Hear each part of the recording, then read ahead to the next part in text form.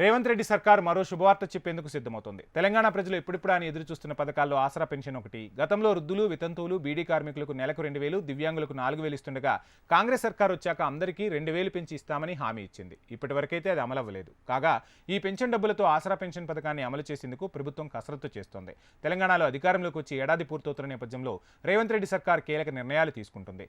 ఎన్నికల్లో ఇచ్చిన హామీల్లో ఒక్కొక్కటిగా అమలు చేస్తూ వస్తున్న రేవంత్ సర్కార్ ఏడాది పూర్తవుతున్న సందర్భంగా పలు కీలక హామీలను అమలు చేయాలని భావిస్తోంది. ఇప్పటికే 6 గ్యారంటీల్లో భాగంగా మహిళలకు ఉచిత బస్సు పథకం, రైతు రుణమాఫీ, 500కే గ్యాస్ సిలిండర్, 200 యూనిట్ల మేర ఉచిత విద్యుత్, ఆరోగ్యశ్రీ పరిధి పెంపు లాంటి కీలక పథకాలను అమలు చేస్తుంది కాంగ్రెస్. రాష్ట్ర ప్రజలు ఎప్పుడిప్పుడా అని ఎదురు చూస్తున్న రైతు భరోసాతో పాటు ఆసరా పింఛన్ పథకాలపై కీలక నిర్ణయం తీసుకుంది. గత ప్రభుత్వంలో వృద్ధులు, వితంతువులు, బీడీ కార్మికులకు 2,000, దివ్యాంగులకు 4,000 చొప్పున పెన్షన్ అందించగా కాంగ్రెస్ సర్కార్ అధికారంలోకి రాగానే 2,000 పెన్షన్ను 4,000కు, 4,000 ఉన్న దివ్యాంగుల పెన్షన్ను 6,000కు పెంచుతామని హామీ ఇచ్చింది. కాంగ్రెస్ సర్కార్ అధికారంలోకి వచ్చి ఏడాది పూర్తవుతున్నప్పటికీ ఇంకా పింఛన్ల పెంపు లేకపోవడంతో ప్రజల్లో కొంత అసంతృప్తి అయితే నెలకొన్నమాట వాస్తవం. రేవంత్ రెడ్డి సర్కార్ అత్యంత ప్రతిష్టాత్మకంగా నిర్వహిస్తున్న సమగ్ర ఇంటింటి కుటుంబ సర్వేలో కూడా ప్రజలు ఇదే విషయంపై అసంతృప్తి వెళ్లగక్కుతున్నట్లు సర్కార్ దృష్టికి వచ్చిందట. మరోవైపు త్వరలోనే సర్పంచ్ ఎన్నికలు కూడా జరగనున్నాయి. ప్రజల్లోని అసంతృప్తి కాంగ్రెస్ సర్కార్పై ప్రభావం చూపే అవకాశం ఉండటంతో ఆసరా పింఛన్ పథకం అమలుపై కీలక నిర్ణయం తీసుకునే దిశగా ప్రభుత్వం వడివడిగా అడుగులు వేస్తుంది. స్థానిక సంస్థల ఎన్నికలలోపే ఈ పెన్షన్ పెంపు పథకాన్ని అమలు చేసి ప్రజల్లో ఉన్న అసంతృప్తిని తీసేయాలని సర్కార్ భావిస్తోందట.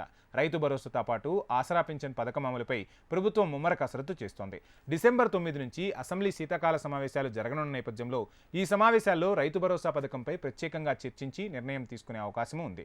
ఇప్పటికే డిప్యూటీ సీఎం బట్టి విక్రమార్క నేతృత్వంలో మంత్రివర్గ ఉపసంఘాన్ని ఏర్పాటు చేశారు. అన్ని జిల్లాల్లో పర్యటించి అభిప్రాయాలు కూడా సేకరిస్తున్నారు. ఉపసంఘం ఇచ్చే నివేదికపై అసెంబ్లీలో చర్చించి అన్ని పార్టీల నుంచి అభిప్రాయాలు తీసుకుని రైతు భరోసాపై తుది నిర్ణయం ప్రకటించనున్నారు. ఈ క్రమంలోనే అసెంబ్లీ సమావేశాల్లోనే ఆసరా పెన్షన్ పథకం అమలుపై కూడా ప్రకటన చేయనున్నట్టు తెలుస్తోంది. అసెంబ్లీ సమావేశాల తర్వాత కొత్త ఏడాది నుంచి పెంచిన డబ్బులతో పెన్షన్ లబ్ధిదారుల అకౌంట్లలో జమ అయ్యే అవకాశం ఉందని సమాచారం.